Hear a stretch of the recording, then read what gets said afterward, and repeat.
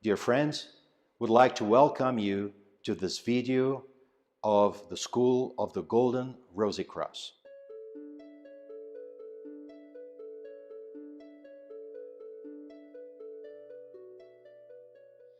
Dear friends, today we'd like to talk to you about a different perspective of Christmas.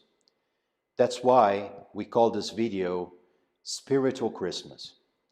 And it is also linked with a very important aspect of the transformation of the human consciousness and human life that we are alluding to as the secret of inner alchemy.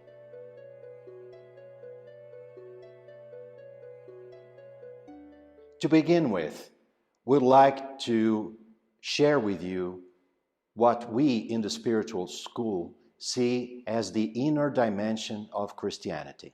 We see Christianity, the Christian tradition, as part of the universal teachings, as part of the wisdom that has been manifested in all mankind history, in all times, in all places, and for all different cultures.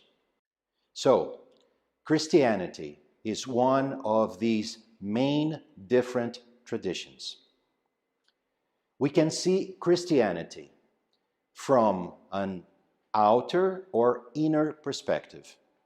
That's why we are using in this presentation those two terms, exoteric and esoteric. It means the outer, the external aspect of any tradition, and the inner meaning or the inner aspect of any tradition that belongs to the universal teachings, as Christianity does. So, speaking now about Christmas itself, we can see it as the symbol of the birth of light in the world, or the birth of light for all mankind. And we know the history, we know the traditions of Christianity, the very, very beautiful and insightful traditions that bring important symbols for us to understand from the traditional and historical standpoint. But there is also the inner dimension of Christmas. And the inner dimension of Christmas point to the symbol of the birth of light in the human being.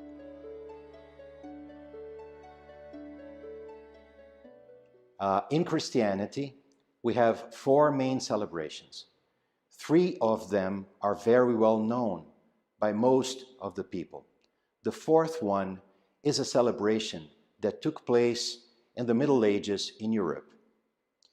Those four celebrations are the four different aspects, or they represent the four different aspects of that inner transformation process that we are alluding to as the spiritual aspect of Christmas, and also as the secret of the inner alchemy or the inner alchemical process. We are talking about Christmas, Easter, Pentecost, and the fourth one that is not so well known is called the Mani Sola.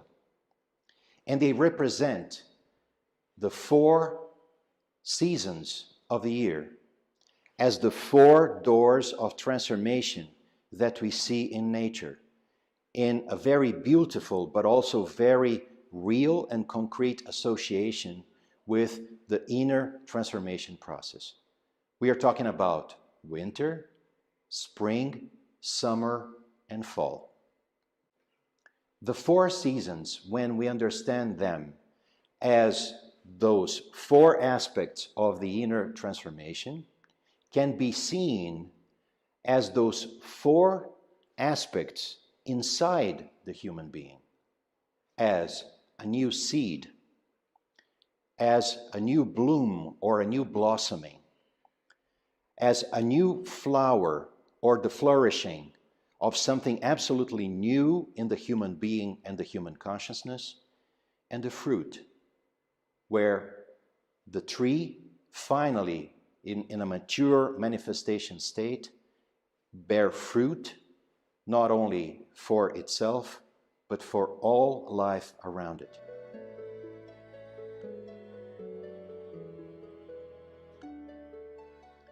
We can see as well those four aspects in direct correlation with the four classical aspects of alchemy. Here we are alluding to the nigredo, albedo, citrinitas, and rubedo.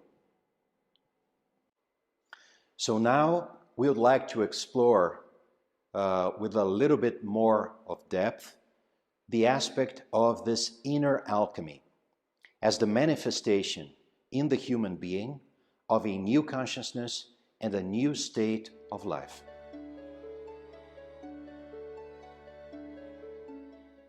We can see the Christian tradition with its roots in the Hebrew tradition, also with its sources in a much deeper source, the Egyptian culture. So it's very easy for us, because of the history of those cultures, to see a thread of the symbolism that lies underneath all those traditions. We'll try to give you just one small example so that you can see the parallel of those symbols. There are four main characters from a narrative perspective in the Gospel. Of course, the Gospel is a marvelous book with an extremely deep and spiritual tradition filled with very meaningful characters. Here we'll try to allude just to the four main ones from the inner narrative process perspective. We are talking about Herod, John the Baptist, Jesus, and Christ. And what we would like to add right now is that those four characters from the esoteric Christianity perspective, in other words, from the inner transformation process perspective, they are four different aspects of the same consciousness, in other words, of the same human being. So, they indicate that we start off with a certain state of consciousness, and with this inner process of transformation, we go through several spirals of transformation. Those spirals of transformation can be seen in the Egyptian tradition, in a very special place in the temple of Abu Simbel, at the very southern border of Egypt in our days. At the very last wall, the deepest chamber of this temple, we can see four statues that represent four different characters. Ptah, the Lord of Darkness. Then Ramses, the Pharaoh king. Sitting by Ramses, we can see Ramses himself in the shape of Osiris, the god Osiris, that represents immortality. And sitting by Osiris, or Ramses in the shape of Osiris, we can see Horus. That is the hawk god that represents the spirit itself, the highest power of ideation in the entire universe. So those four statues, or those four figures, they have a direct correlation with the four main characters of the Christian gospel. And now we would like to talk a little bit about the meaning of those four main characters from the perspective of the inner transformation process.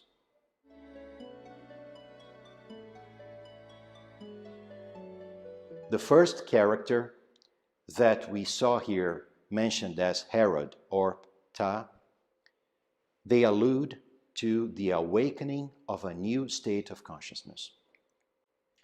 Herod represents the ego, the human self-aware state of consciousness.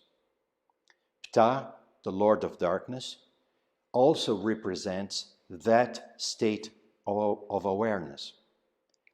And in that particular state of awareness, when we have reached the full potential of our ego, the full potential of our self-awareness, symbolically speaking, when we have gone up to the very limit of everything that we can do from an egocentric standpoint, it seems that something absolutely new and fundamentally different awakens inside of us. We have mentioned that during the winter time, a new seed can be planted deeply on earth. It means that that seed, the seed of the universal principle, the seed of the real life of the human being, can then become active. And in the moment that this seed of a new consciousness becomes active in us, we'll never be able to live the same kind of life that we lived before. Everything that brought us satisfaction and fulfillment in life will have a different taste. Our perspective in terms of the meaning of our lives will change. The answers that we have gathered in the previous aspects of our lives will also start to fade a little bit. And we will start a quest for new answers. The answers that could provide us a different perspective, a true insight into the real meaning of our existence. We become seekers, seekers of ourselves, seekers of the truth, seekers of the real meaning of life. Then we transition from the first aspect of the manifestation of our consciousness that we described as Herod or Ptah into the second aspect of our manifestation. As seekers of the truth, symbolically speaking, our consciousness manifests itself as John the Baptist or Ramses the Pharaoh. That transition means that we start to walk on the desert of life because we start to perceive a life without the understanding of its true meaning as a desert. It doesn't matter if we are rich or poor, if we are healthy or not. We continue to live our external life the best we can with all the love and care we can for all others around us. But inside, it is as if we were walking on a desert. Because it is an arid desert, given the fact that the real meaning of our existence is still far from us. But we walk, we continue our inner path, and we seek. And we go up to the very limit of our own consciousness. That very limit of our own consciousness is symbolically represented in different traditions as, rivers or the sea or the ocean. So in the old Egyptian tradition, we can see that limit as the Nile, with the eastern border or the western border that relates to the land of the living and the land of the dead. The Hebrew tradition talks about the Red Sea and the crossing of the Red Sea.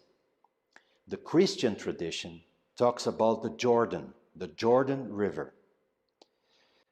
And in more modern terms, more recent terms, we also saw the Atlantic and Finisterre at the very end of the path of Santiago de Compostela as that limit. And now, especially in America, we can see the Pacific and the search for gold that led the human beings to that very border as, symbolically speaking, a new limit of our consciousness, or a place that represents a new limit of our consciousness. Well, focusing now on the Christian tradition, John the Baptist walks until the very limit of the Jordan, and there he announces to all the aspects of his consciousness, represented by the people around him, his thoughts, his feelings, his reactions, he announces the truth that he yearns for. So John finally sees at the very border of the Jordan, he sees the truth that he has yearned for such a long time. That truth, symbolically speaking, is represented by Jesus. So John sees this much higher state of awareness, the state of awareness of a human consciousness touched and enlightened by the manifestation of the universal principle in itself. He sees his very own and other half coming into his direction. And the encounter of John and Jesus in the middle of the Jordan, it means beyond the limit of his old state of consciousness, is represented by the touch of a dove. The touch of a dove in Jesus on his head, representing that the spirit is already connected with that particular state of consciousness. That is the third state of consciousness, designated by Jesus or by Ramses in his divine form as Osiris. And this state of consciousness then starts an entire revolution inside the human being, represented by the change in the 12 magnetic forces that drive human life, symbolically speaking, the 12 disciples, by a series of quote-unquote miracles with miraculous cures of the blind, of the crippled, and even the resurrection of the dead. From the inner perspective, all those miracles, they represent fundamental transformations. Transformations of how we see and interact with the world, our head, on how we live our lives, our heart, and the power that drives us, the power that keeps us in movement in our lives. A new energy or a new etheric force, and a new sentimental force or a new astral force, represented by a new bread and a new wine. So this third state of consciousness is truly a state of consciousness that lies beyond the limit of common human manifestation. And that is why it is portrayed as a miraculous character, as a miraculous state of consciousness that can truly transform inside out our entire lives.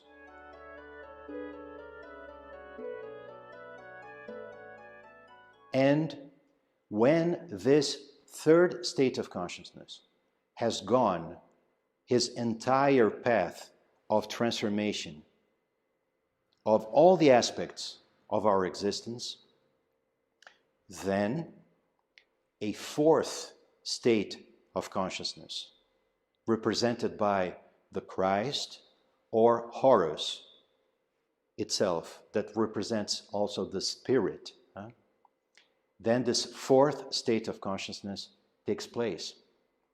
And this fourth state of consciousness, based on the third state that represents a totally new and spiritual consciousness, consolidates in us an organic transformation. Not only a new state of consciousness united with the spirit, but all the organic process of our entire being are also touched and transformed. And that is one of the inner meanings of the resurrection of our entire self after a third day. It means the three aspects of our manifestation, as we have alluded before: our heart, our head, and our hands. Dear friends, this inner process of transformation that we tried to describe to you using the symbol of an inner Christmas, a spiritual Christmas, that also represents the secret of inner alchemy, is something that is absolutely close to each one of us. All of us, we carry this seed, this spark of the spirit of the entire universe in ourselves. And in the moment that this seed or this spark becomes active, an entire new perspective is open to our lives. This process is something that can and should be carried out for all those that have this spirit spark awaken, active in them, where the seed of a new life starts a process of transformation, a process that cannot be stopped, a process that in us, in our consciousness, is something very close to a chain reaction. This process has been carried out by the spiritual schools of all times, and it is also the effort of the work of the spiritual school of the Golden Rosy Cross in our days. We truly hope that the elements that we have shared with you in this short video have helped you somehow in your own inner quest. Based on that, and in this so special time of the year, we'd like to wish you, from the very bottom of our hearts, a truly new and totally unique Christmas. A Christmas that means the birth of light in the human heart. So, let us wish you a true spiritual Christmas. Thank you.